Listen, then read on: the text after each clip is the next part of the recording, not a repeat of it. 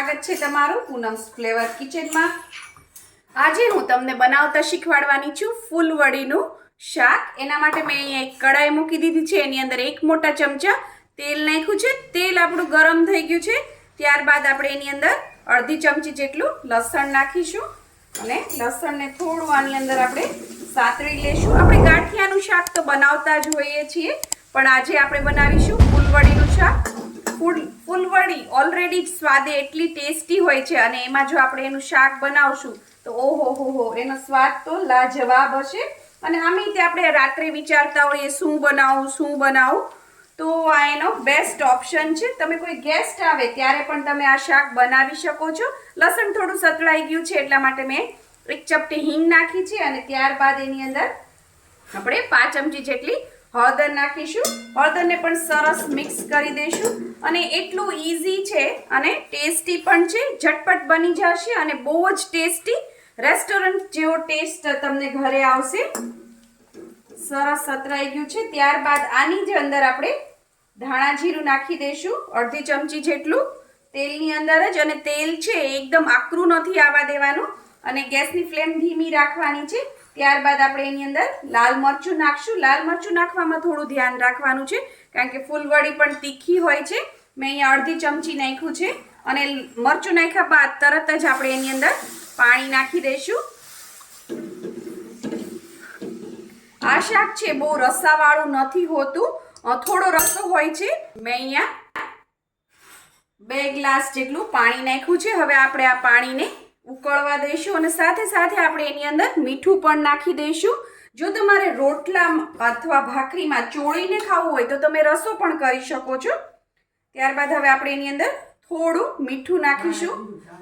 5 ચમચી જેટલું મેં મીઠું નાખ્યું છે કારણ કે ફૂલવડીમાં ઓલરેડી મીઠું હોય છે, મરચું હોય છે, બધા મસાલા હોય છે, એટલે મસાલા કરવામાં ધ્યાન રાખવાનું। હવે આ પાણીને આપણે ઉકળવા દઈશું।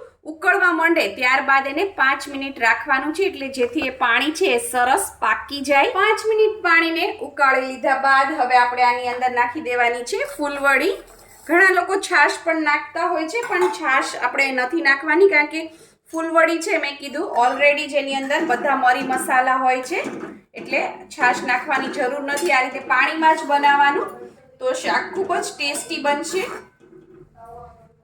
મેં થોડા ગાંઠિયા પણ નાખ્યા છે આની અંદર। તમારે એકલી ફૂલવડીનું કરવું હોય તો એકલી ફૂલવડીનું પણ કરી શકો છો ને આ રીતે ફૂલવડી ને ગાંઠિયા મિક્સ કરવા હોય તો મિક્સ પણ કરી શકો છો। હવે આની પાણીની અંદર આ રીતે રહેવા દેવાનું છે, થોડી વાર આપણે રહેવા દઈશું જેથી બધા મસાલા છે સરસ એની અંદર મિક્સ થઈ જાય અને પાણી પણ એ થોડું શોષી લે, મસાલા અંદર ઉતરી અને થોડા સોફ્ટ થઈ જાય।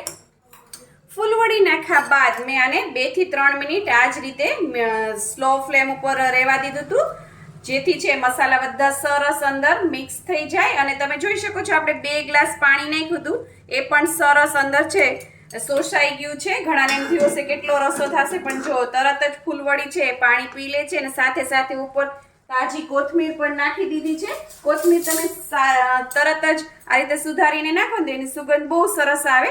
તમારે આ રીતે પછી ત્યારબાદ ચેક કરી લેવાનું। 1 ફૂલવડી આપણે લીધી છે, આ રીતે જો મેં ચમચીથી કટ કરી ઇઝીલી કટ થઈ જાય છે। આ રીતે કટ થઈ જવી જોઈએ, સાવ ગળી પણ ના જવી જોઈએ, એટલા જ માટે 2 થી 3 મિનિટ જ રહેવા દેવાનું છે કારણ કે સાવ ગળી જશે ને તો એકદમ સોફ્ટ ખાવાની મજા નહીં આવે અને કડક હશે તો પણ નહીં મજા આવે। ભાખરીથી કટ કરશો તો કટ નહીં થાય, તો આ રીતે કટ થવી જોઈએ। જુઓ તમે આપણું શાક છે બનીને તૈયાર થઈ ગયું છે સરસ। જો આટલો રસો મેં રાખ્યો છે, તમારે વધારે રાખવો હોય તો તમે રાખી શકો છો ને હજી જો તમારે જમવાને વાર હશે ને તો થોડો રસો રાખવાનો કારણ કે જો તરત જ પીરસવાનું હોય તો આ કન્સિસ્ટન્સી બરોબર છે, પણ થોડી વાર રહેવા દેવું હશે ને તો હજી થોડો રસો રાખવાનો નહીં કારણ કે હજી પણ આ ફૂલવડી છે એ થોડું પાણી છે એ રસો શોષી લેશે। તમે જો તેલ પણ સરસ બહાર આવી ગયું છે। હું ગેસની ફ્લેમ બંધ કરી દઉં છું। ફૂલવડીના શાકને મેં સર્વ કરી દીધું છે, તાસળી લીધી છે, તાસળીમાં નાખી દીધું છે ફૂલવડીનું શાક, સાથે મસ્ત મજાની છે કડક ભાખરી અને સાથે ડુંગળી અને આપણી થાળી હોય એટલે છાશનો ગ્લાસ તો હોય જ તે। તો ચાલો બધા જમવા। જો તમને મારી આ રેસીપી પસંદ આવી હોય તો લાઈક, શેર, કોમેન્ટ કરો, પ્લીઝ મારી ચેનલને સબસ્ક્રાઇબ કરો અને હા બેલ આઇકન દબાવવાનું ના ભૂલશો જેથી આવી જ સરસ મજાની વાનગીઓ તમારા સુધી પહોંચતી રહે. Thank you. આવજો.